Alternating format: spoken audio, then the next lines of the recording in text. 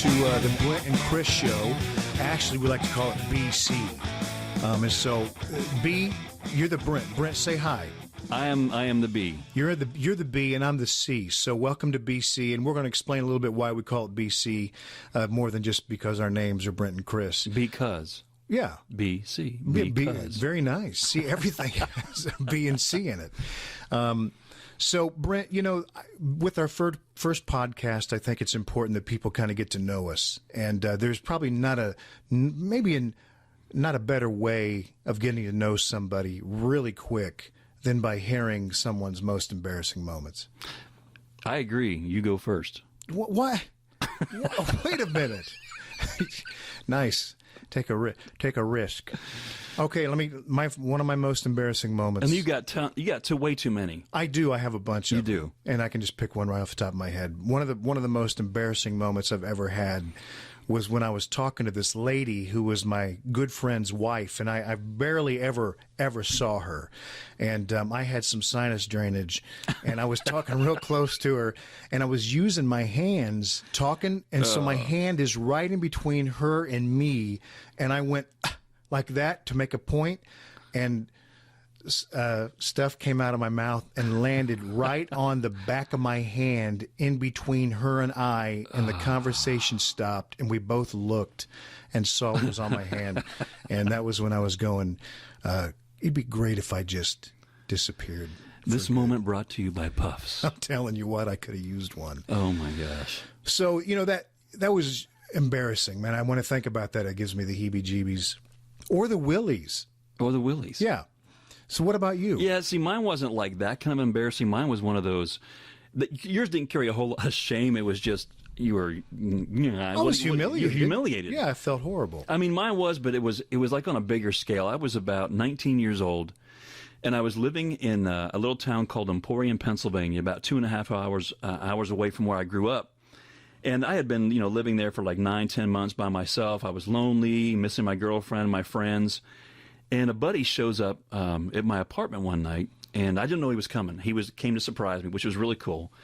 But growing up in a pretty religious home. Yeah, we both did. Yeah, we both did. Yeah. Church 3-4 days a week. I lived in it. And I was born in a pew. I was. I don't know if born was the right word for you. Let me just say this: that right when I was born, I got the Know Your Neighbor pad out and signed it. That's how much we were in there. So he comes to my door, and I'm like, man, I'm totally surprised. And he has this like satchel, and he opens it up, and he's got a couple 6-packs of beer. He's got a box of like Swisher Sweet Stogies. Oh yeah. And he's got a whole stack of porn magazines. Yeah.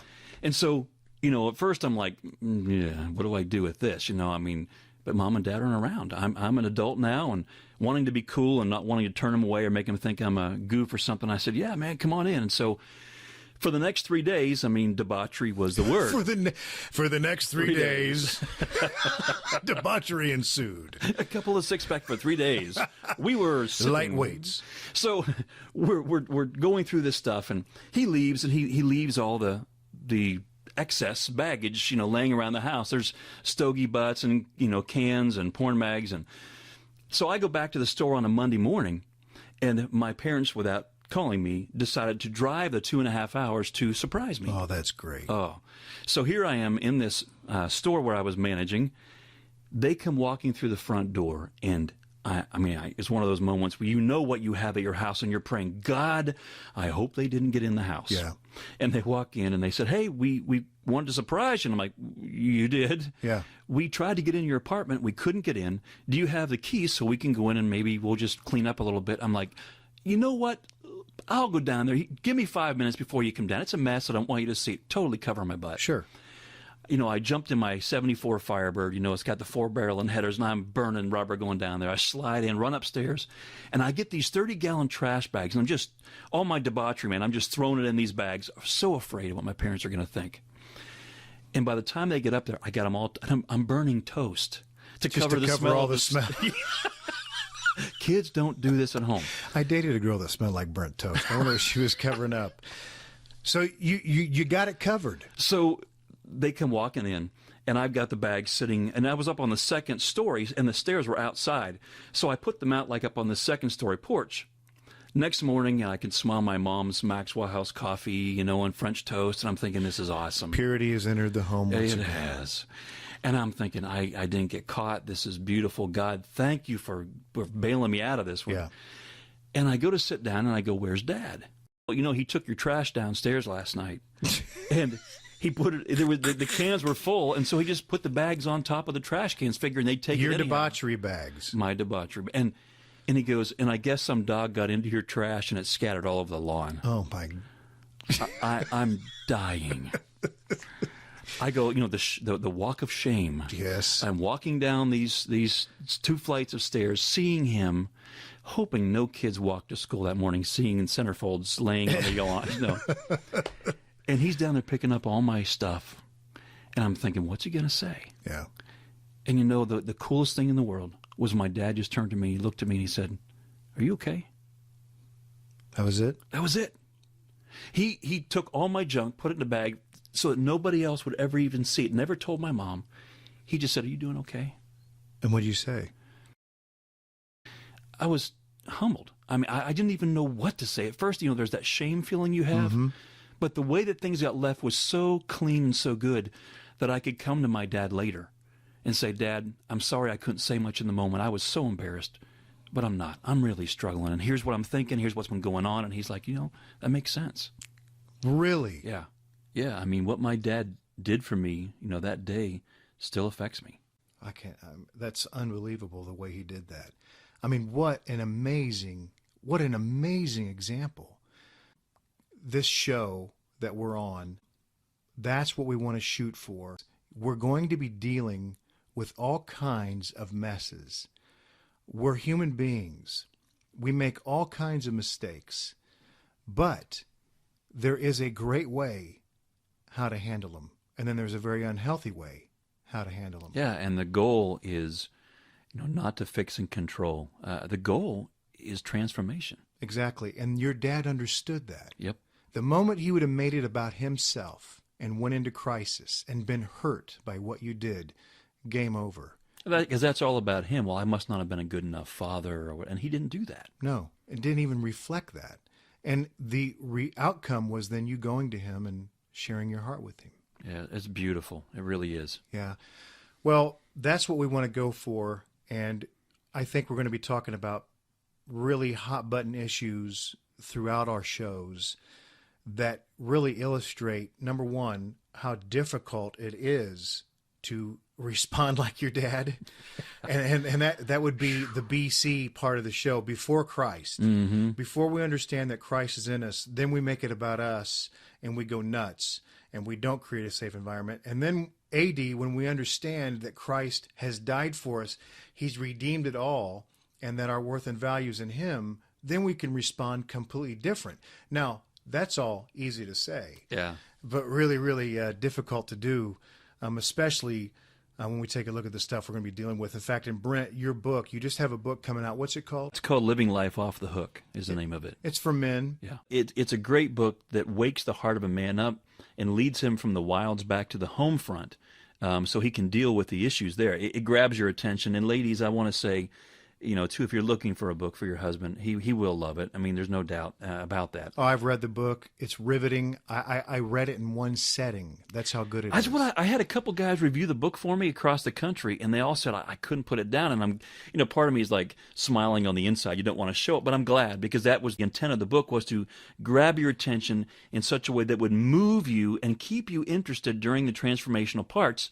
And even, like I said, for women, you'll be able to really understand the heart of a man as you go through this as well. So I'm just really happy to have it done. And Brent, I thought the pop-ups in it were great, and then the connected number, paint by number. Yeah, and I painted a little bear.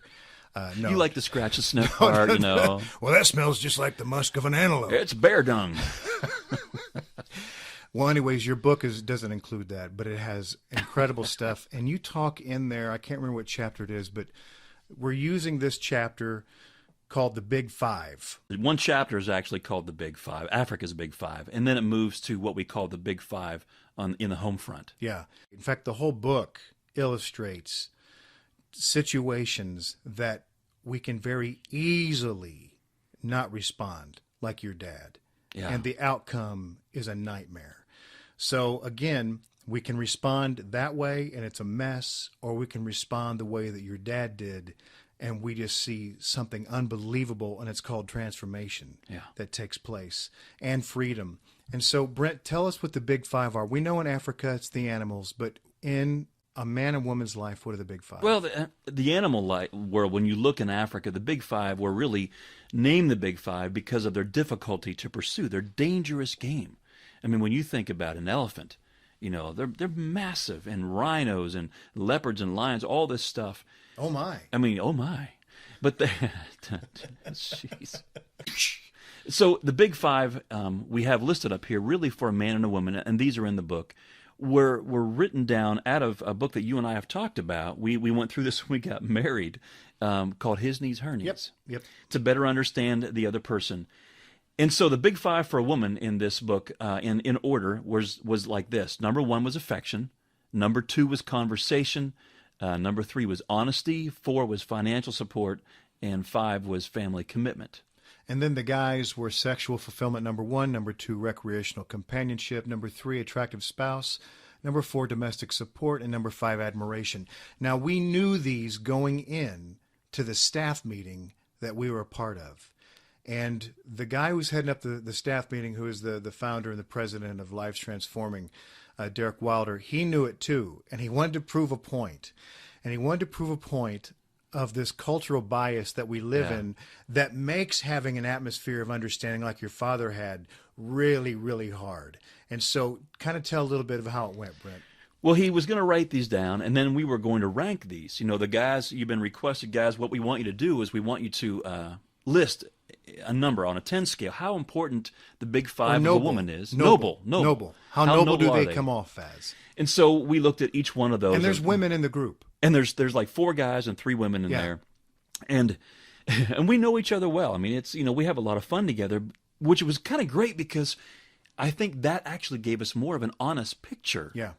Because we could be honest. I mean, we could be relaxed. So he's going down through affection, conversation, honesty, financial support, family commitment, you know, the women's big five. Guys, what would you give each one of those?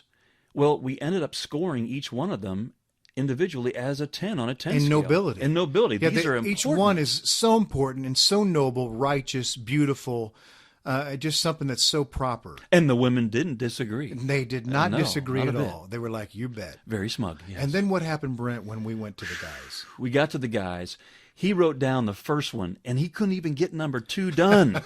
And we're hearing, men are just pigs. You know. We're crawling under the table. And because we ourselves were like totally embarrassed when he was writing them down, too. Even though we knew him, when we saw him being written, we're like, we're idiots. What's wrong with me? We're stupid. So he writes down number 1, which we said was sexual fulfillment. And what I said is exactly what you heard. The women cross their arms and they give us this sneer. And they rolled their eyes. They rolled their eyes. Men are just pigs. Yeah.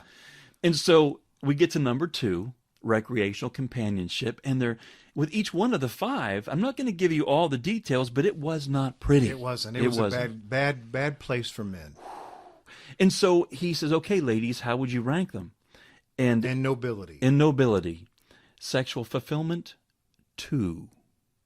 Recreational companionship, 2. The crickets are here. Attractive spouse, 1. And when we hit that one, we're hiding our heads again. And then we hear, why don't you just go find some 18-year-old? It was rough. Oh, domestic support, 2. And then admiration was... we just want to be admired. Yeah. But how in the world could anybody admire somebody whose needs are fulfillment? You got to have a hot wife. And we, the admiration, how would you score that? They go -10. Yeah, exactly. Oh. And we're kind of like, I agree. As we're drooling, our knuckles are dragging. We reek as human beings. But the thing was, he said, he looked at all of us and he goes, but here's the thing, you guys. There's biblical support for all 5 of the women and all 5 of the men. There's nothing impure. Yeah. Nothing unrighteous about any of those. And you could have heard a pin drop. Yeah. So even though that's true, the way that we felt, not because the women were even rolling their eyes, and the women were great, but we felt even embarrassed of our top 5 needs. Yeah. And in comparison to the women's, we were like, we don't have a leg to stand on, man. And so that illustrated immediately in that room how we felt, this cultural bias that is present in our society. But let's up it, Brent. I want to illustrate the cultural bias even more by doing a scenario. Okay. Okay. You got your lap tray in the upright position. That's and right. Seatbelt Hold on. Chris's things are always fun. Well, what we're going to do is we're going to take a man's number one need, which is sexual fulfillment with his wife, meaningful sex. And we're going to play out a scenario that maybe you've experienced before. And again, yes, these are what the book says. Men, you may not agree with these. Women, you may not agree with these. You may say my needs are completely different. That's okay. We're just kind of going off of this, what the book says. Because for a lot of us, we kind of agree with this. But a man has been pressuring his wife. I mean, and I don't mean in an unhealthy way, but just really been badgering her about wanting to have sex more. And that we should have it more. Other people are having it 3.2 times a week. We're like 1.7 times a month. Can we please up it? I want you to be more involved. I want you to take more ownership, and I want you to think about it, all this kind of stuff. He even does PowerPoint presentations at night when she's trying to sleep. Stick trying figures. to show her Sign how language on the He's wall. using scripture to say, look here, in Ephesians it says this. None of it's working until finally she's had enough. And she just says, okay, let's do it. But it's going to be a quick one. And he goes, hey, at this point, I'll take anything. And so they kind of begin, and she kind of pulls away from him, and she says, I can't. He goes, what's wrong? And she goes, I can't. There is so much baggage attached to this, and I'm so angry right now. And she just rolls over. Well, if she goes back to her lady friends and says, has your husband ever really let you know that you need to have sex more? And they'll say, yes. It just drives me crazy. I mean, he is hounding me at times, letting me know, showing me scriptures, laying out books. Drooling. I know what he's doing. He's trying to get me. And you know what?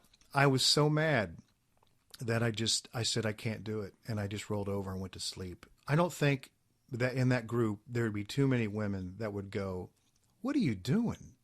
Shame on you.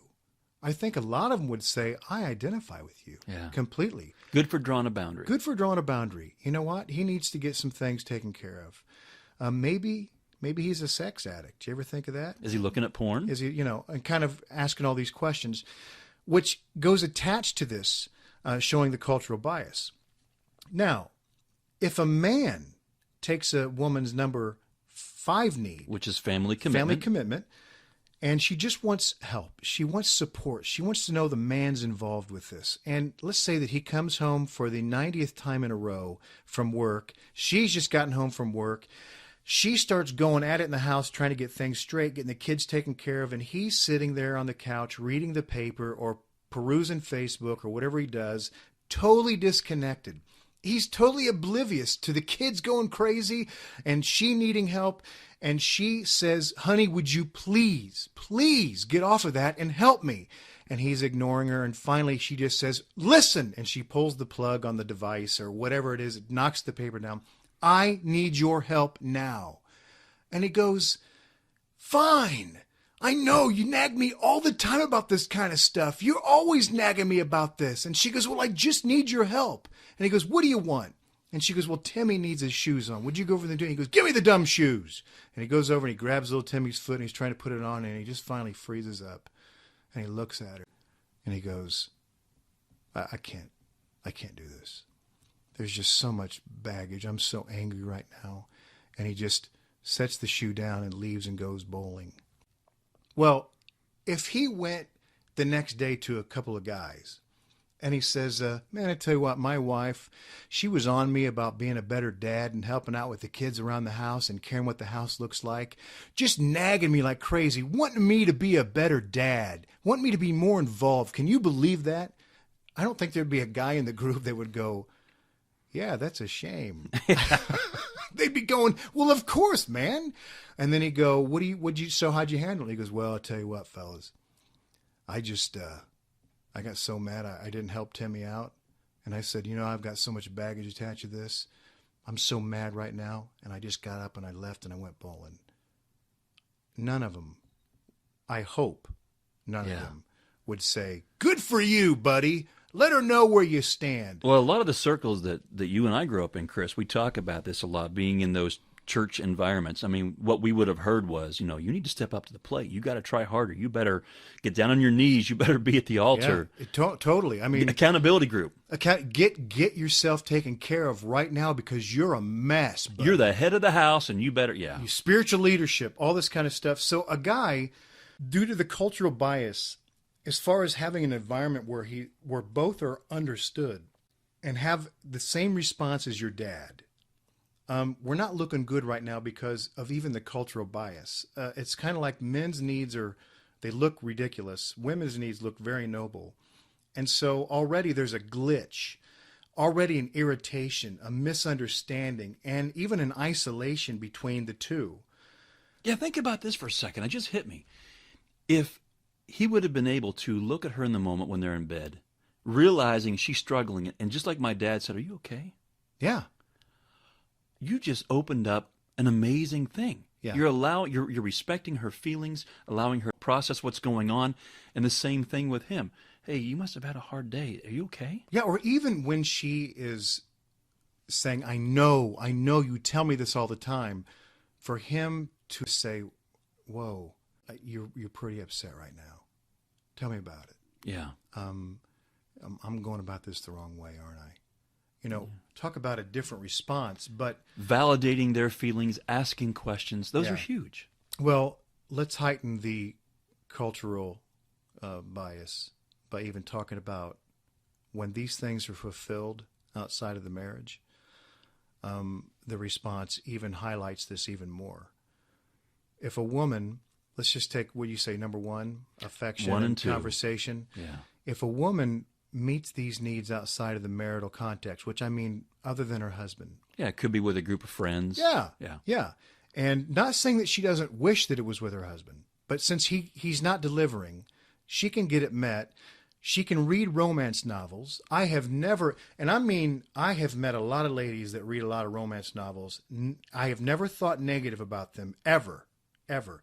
I know a lot of them watch romance movies, all this kind of stuff, but I've never heard of anybody saying to a woman who reads romance novels and she's got like 9 million of them on the shelf, "Hey, you got a problem." It's more like, oh, she's just a romantic at heart. She's got a romantic She loves heart, the Hallmark Channel, Yeah. And even a guy goes, "Man, I mean, why she reads so many romance novels?" And somebody goes, "You ever meet her husband?" That's why. So, and you kind of go, "Well, I understand."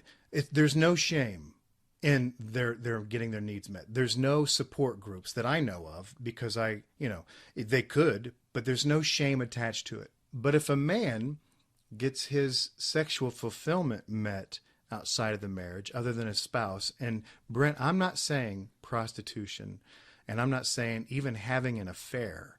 I'm talking about going online and looking at pictures Right. of pornography. That when he does that, he has crossed a huge line.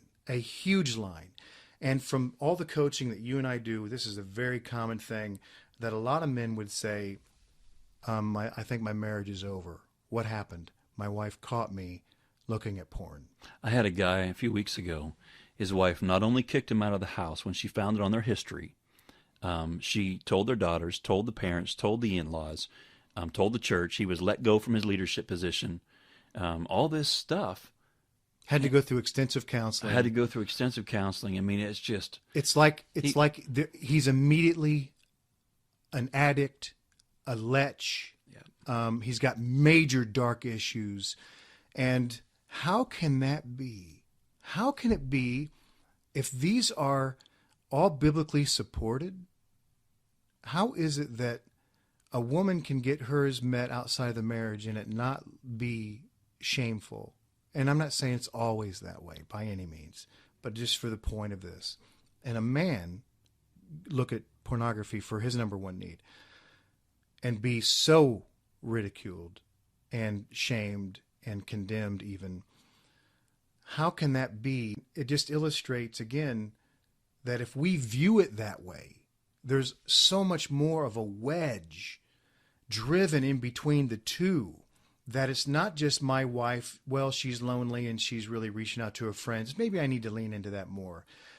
But if a man is looking at porn, it's probably harder for a woman to say, you know what, I think he's hurting and I want to lean into that and be like your dad. And again, it's hard for a guy. It's not saying it's hard for a woman. Our needs are so different. It's hard to create a safe place where we can really talk about this and get to a good point of understanding. And the main reason for that, Brent, is because we do view them as needs. Yeah. And to explain the difference between a need and a healthy want. Well, I mean, when I have to have something, I'm coveting. The whole thing with needs really comes down to this. If I think I need something to make me feel okay, I'm coveting.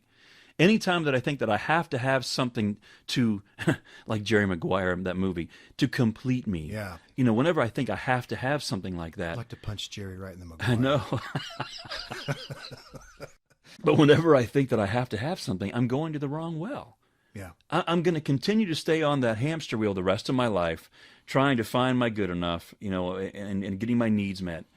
And the only way to get off of that hamster wheel is to realize my good enough doesn't come from, is my wife meeting all these needs? Or is my husband meeting these needs? Exactly. Yeah, and you said that one about number 5, admiration. And that kind of goes along in the line with respect. You met with somebody who just... Yeah, this is all the time. I had a guy come up to me recently, and he said he was going to leave his wife. And, I just said, well, tell me about it. Why? He said, she is so disrespectful. He goes, I can't take it anymore. I'm just done. Yeah. And I said, yeah, I can understand that. I said, but you said you were going to leave. He goes, yeah, man, she's just disrespectful. I just can't do it anymore. And I think, a lot of guys would be like, well, I can understand that, man. I'd be done too. Yeah. I just asked him a question, kind of like what my dad did. I just said, if you didn't need her respect to be okay with yourself, would you need to leave her? I mean, he looked at me dumbfounded. And he goes, what? I said, if you didn't need her respect to be okay with yourself, if your good enough didn't come from her, would you need to leave her? Yeah. And he goes, I guess not. I mean, how do you do that? Okay. Right there, Brent. BC, before Christ.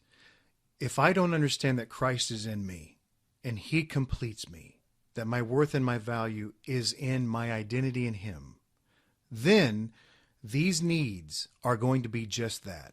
I need these fulfilled in order for me to feel like a man, to feel valuable, to feel complete, and I will demand it from my spouse, which is what you just illustrated. Yeah, and sitting down with a guy, when he unpacks this whole thing and discovers his identity is in Christ, not in his spouse or his kids or his work or whatever, everything changes.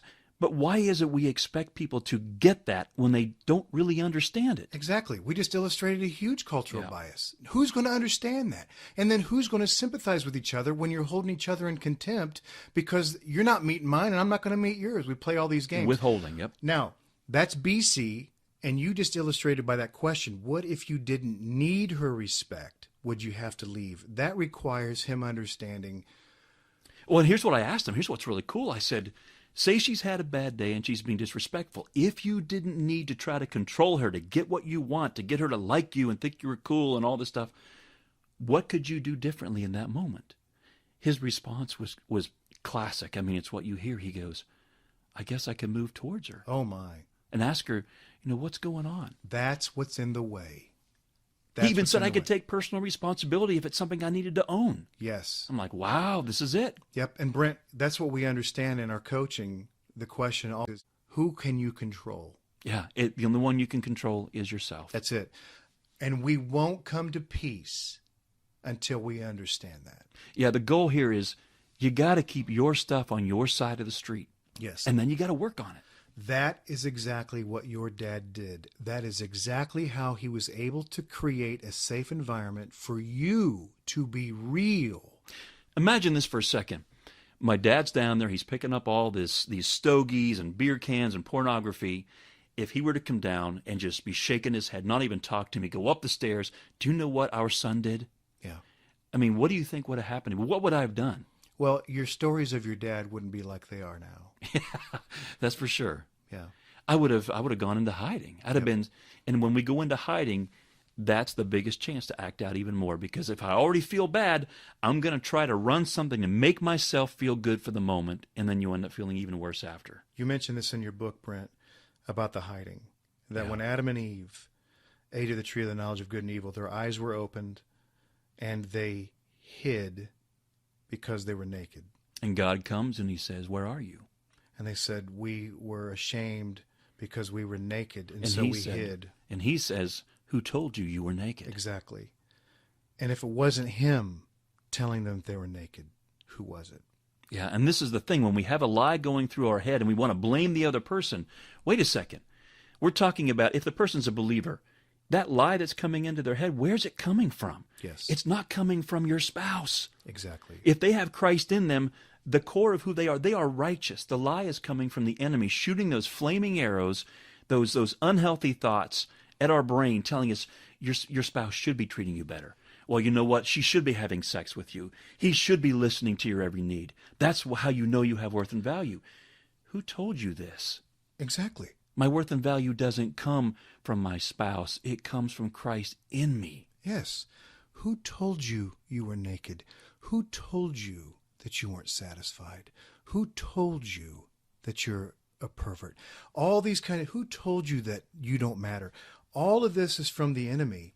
And so that cultural bias is a part of the enemy's voice.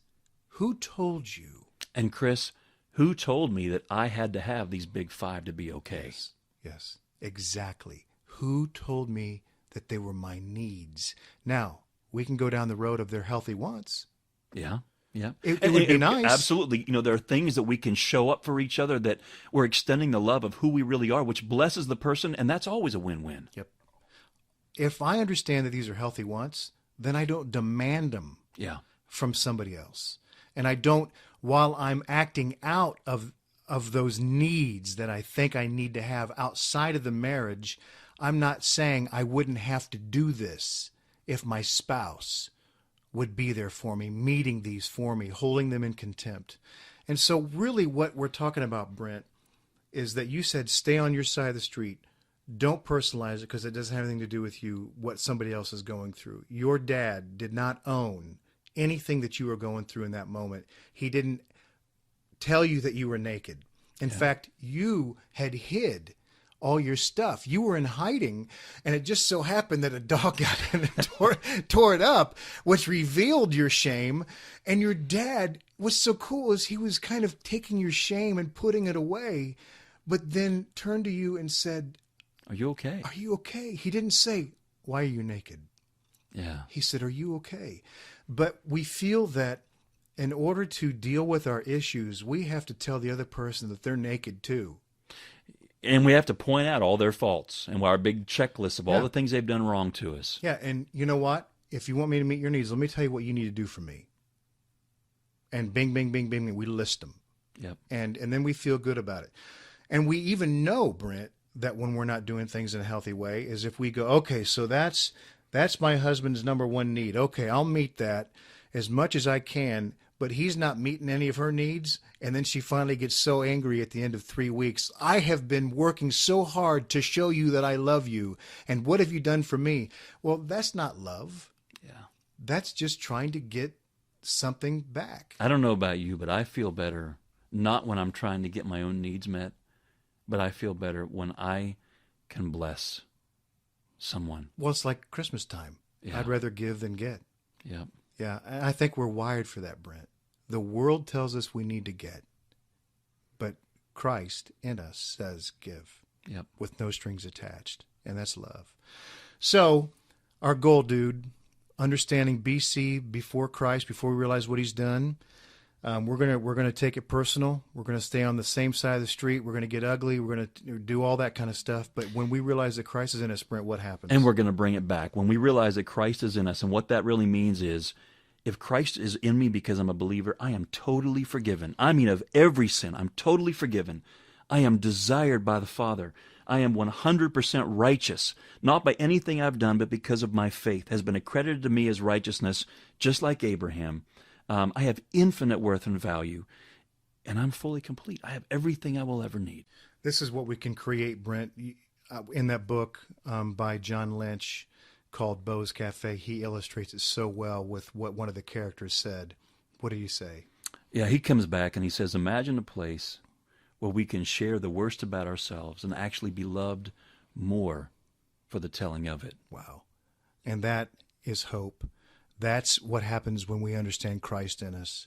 We can love, we can do what your dad did, which fosters unbelievable transformation. You don't think your life has an impact? I lost my father about a year ago, and here I am talking about the influence that he had through his love. And think about it. It was in one of your darker times, too. Yeah. You could look back with such shame, but it was a beautiful moment. Can we do that in our marriages? Yes, we can. Yep. There's hope, guys. All right, hang in there, everybody. We're going to be back next week. Thanks for joining us. Brent, thanks, bud. All right. See you guys.